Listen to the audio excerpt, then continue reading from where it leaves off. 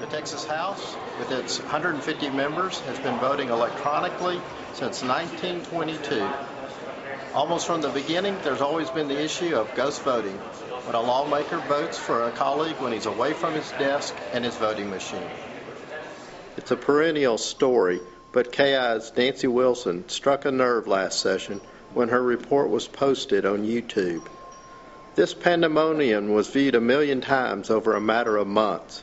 The public didn't like what it saw. But the integrity of one person, one vote doesn't apply at the legislature. We found many lawmakers vote more than once. Take a look. Riddle votes, turns around, votes again for State Rep Kemple. Rewind. And watch the men on the screen. Elkins goes to vote for Merritt, but Hancock is faster. Elkins heads back to his desk, but before he can vote, Joe Crabb turns around and beats him to it. There is so much going on during the vote on the HPV vaccine mandate, you really have to pay attention. Start with State Rep Hamilton at his desk, who leans over to vote a second time for his desk mate Dan Branch, then reaches back to vote for Charlie Howard and casts a fourth vote for Wayne Smith. He's not the only one scrambling to vote. Rewind the video and take a look at the top of the screen. State Reps West and Phillips both lean over to vote for themselves and their desk mates. Phillips votes a third time for Christian. On the left, Donna Howard votes for State Rep Bowe. Most voters have no way of knowing if their lawmakers are actually casting their own vote. Even though the legislature is broadcast on cable TV, the cameras change from this to this when it's time to vote. It's long been against the rules for one member to vote for another, but it's seldom enforced.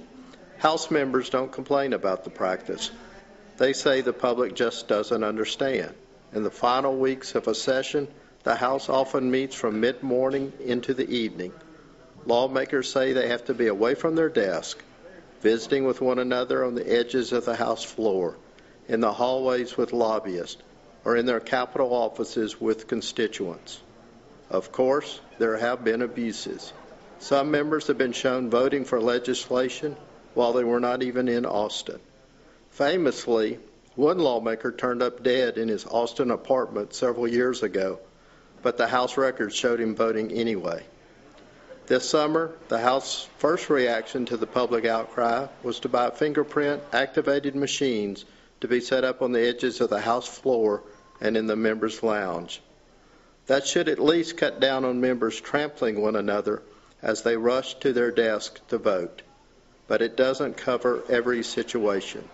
Under new rules, it's proposed that any lawmaker who votes for another member without his or her permission will face punishment to be determined by their colleagues.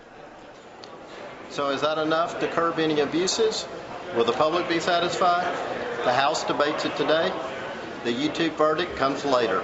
This is Laylan Copelin, Statesman.com, reporting from the Texas House of Representatives.